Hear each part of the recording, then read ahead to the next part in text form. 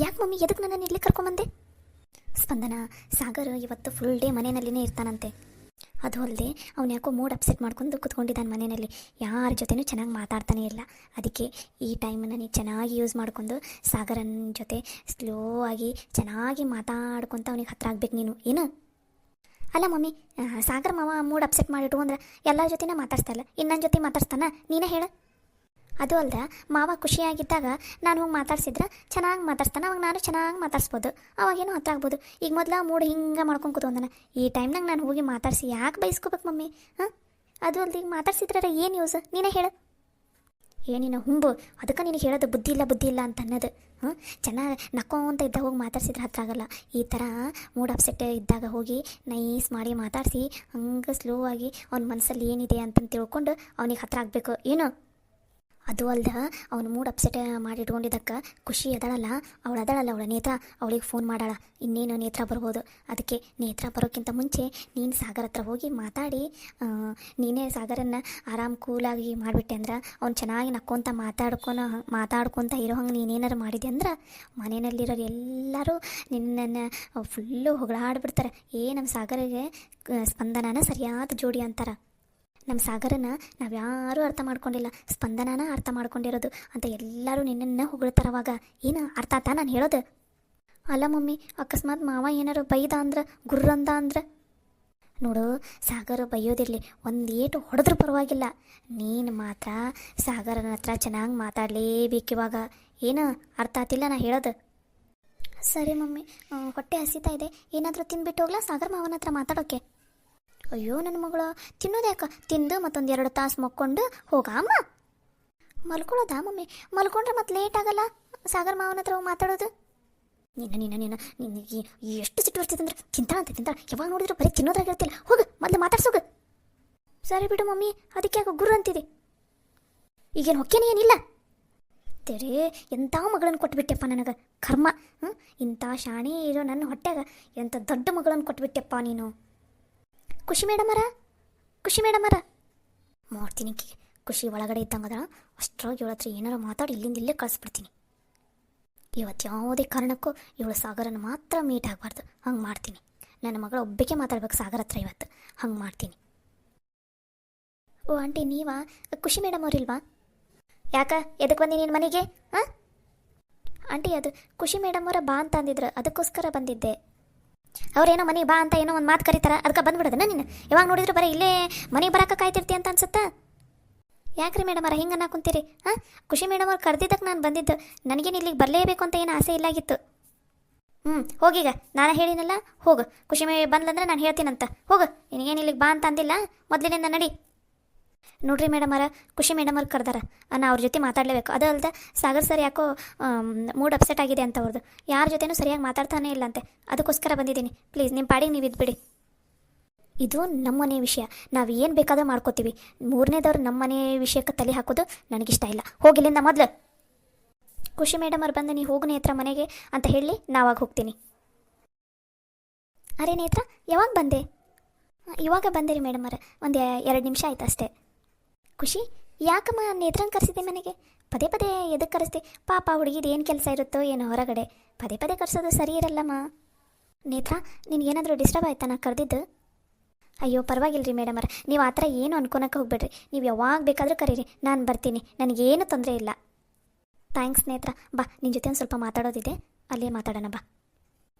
ಸರಿ ರೀ ಮೇಡಮ್ ಅವ್ರ. ಇಷ್ಟು ಸೊಕ್ಕು, ನನ್ನ ಮಾತಂದರೆ ಇಷ್ಟು ಕೇರ್ಲೆಸ್ ಆಗಿದೆ ಈ ಮನೆಯಲ್ಲಿ. ಮಾಡ್ತೀನಿ ಇವತ್ತು, ಯಾವುದೇ ಕಾರಣಕ್ಕೂ ಈ ನೇತ್ರ ಸಾಗರನ ಮಾತ್ರ ಮೀಟ್ ಆಗಬಾರ್ದು. ಹಂಗೆ ಮಾಡ್ತೀನಿ.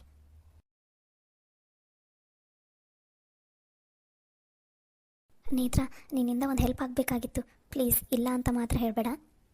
ಹೇಳ್ರಿ ಮೇಡಮ್ ಅವರ, ಅದಕ್ಕೆ ಯಾಕೆ ಇಷ್ಟೆಲ್ಲ ಕೇಳ್ತೀರಿ? ಹೇಳ್ರಿ, ನನ್ನಿಂದ ಆದರೆ ನಾನು ಏನು ಬೇಕಾದರೂ ಹೆಲ್ಪ್ ಮಾಡ್ತೀನಿ. ಅದು ಇವತ್ತು ಸಾಗರ್ ಯಾಕೋ ಬೆಳಗ್ಗೆಯಿಂದ ಒಂಥರ ಇದ್ದಾನೆ, ಮೂಡ್ ಫುಲ್ ಅಪ್ಸೆಟ್ ಆಗಿಬಿಟ್ಟಿದೆ. ಏನು ನಾಷ್ಟಾನೂ ಮಾಡಿಲ್ಲ, ಏನಿಲ್ಲ, ಆಫೀಸ್ ರೂಮಲ್ಲೇ ಹೋಗಿ ಕೂತ್ಕೊಂಡ್ಬಿಟ್ಟಿದ್ದಾನೆ. ಪ್ಲೀಸ್ ನೇತ್ರ, ಅವ್ನಿಗೆ ಹೇಗಾದರೂ ಮಾಡಿ ಕನ್ವಿನ್ಸ್ ಮಾಡಿ ಟಿಫಿನ್ ಮಾಡಂತ ಹೇಳು, ನಮ್ಮ ಜೊತೆ ಎಲ್ಲ ಆರಾಮಾಗಿ ನಕ್ಕೊತ ಇರಂತ ಹೇಳು ಪ್ಲೀಸ್. ಅವನು ಆ ಥರ ಇರೋದು ನನ್ನ ಕೈಲಿ ನೋಡೋಕ್ಕೆ ಆಗ್ತಾಯಿಲ್ಲ. ಹೌದಾ ರೀ ಮೇಡಮ್, ಇದಕ್ಕೆ ರೀ ಏನಾಯಿತು? ಯಾಕೆ ಸರ್ ಅಷ್ಟೊಂದು ಡಲ್ಲಿದ್ದಾರೆ? ಹಾಂ, ಅದು ಅದು ನನಗೂ ಗೊತ್ತಿಲ್ಲ ನೇತ್ರ. ನೀನೇ ಹೋಗಿ ಮಾತಾಡು. ನಾನು ಹೋಗಿ ಮಾತಾಡಿದರೆ ನನ್ನ ಹತ್ರ ಏನೂ ಶೇರೇ ಮಾಡ್ಕೊಳಲ್ಲ ಅವನು. ನಾನು ಮತ್ತೆ ಇನ್ನೊಂದು ಸ್ವಲ್ಪ ಟೆನ್ಷನ್ ಮಾಡ್ಕೊಂಡು ಕೂತ್ಕೋತೀನಿ ಅಂತ.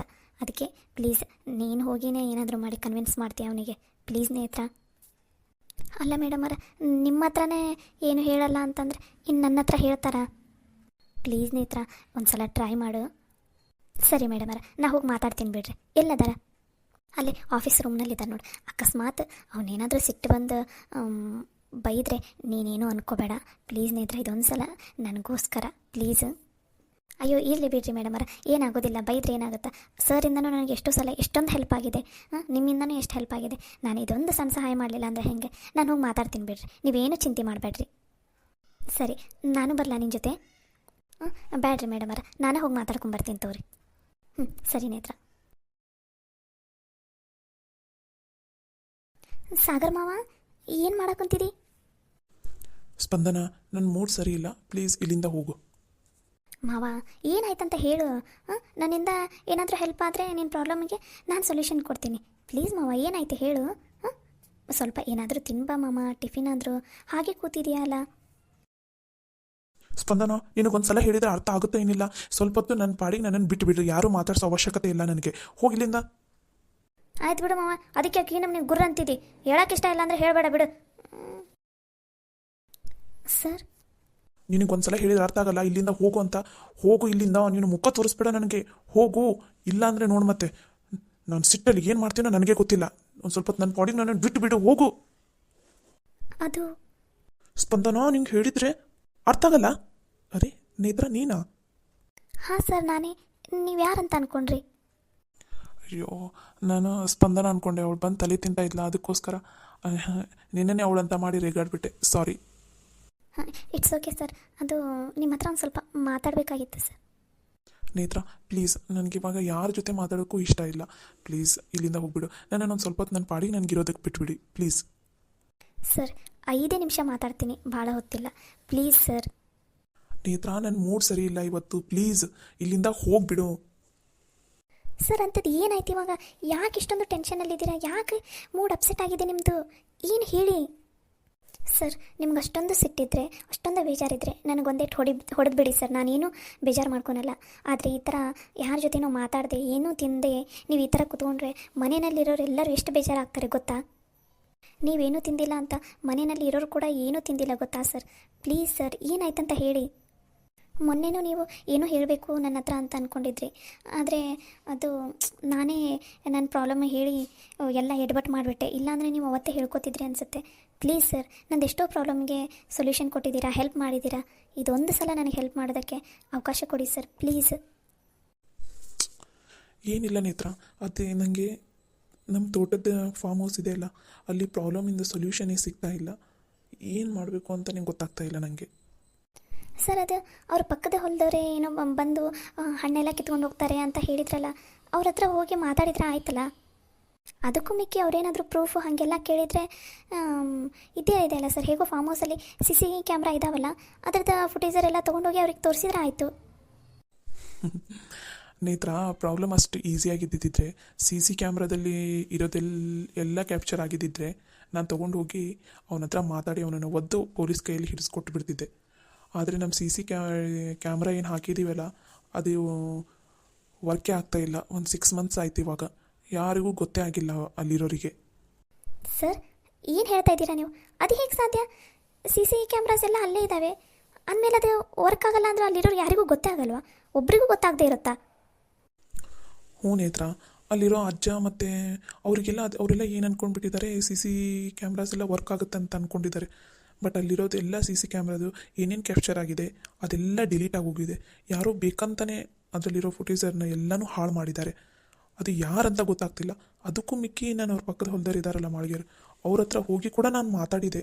ಬಟ್ ಅದರಲ್ಲಿ ಅವರೊಬ್ಬರೇ ಮಿಂಗಲ್ ಆಗಿಲ್ಲ, ಇನ್ನೂ ಯಾರ್ಯಾರೋ ಇದ್ದಾರೆ ಅವ್ರ ಜೊತೆ.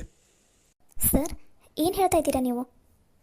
ಹ್ಞೂ ನೇತ್ರ, ನಮ್ಮದು ಬಿಸ್ನೆಸ್ ಎಲ್ಲ ಫ್ಲಾಪ್ ಆಗಲಿ ಅಂತಲೇ ಯಾರೋ ಬೇಕಂತಲೇ ನಮ್ಮ ಫಾರ್ಮ್ ಹೌಸ್ ಮೇಲೆ ಕಣ್ಣು ಹಾಕಿದ್ದಾರೆ.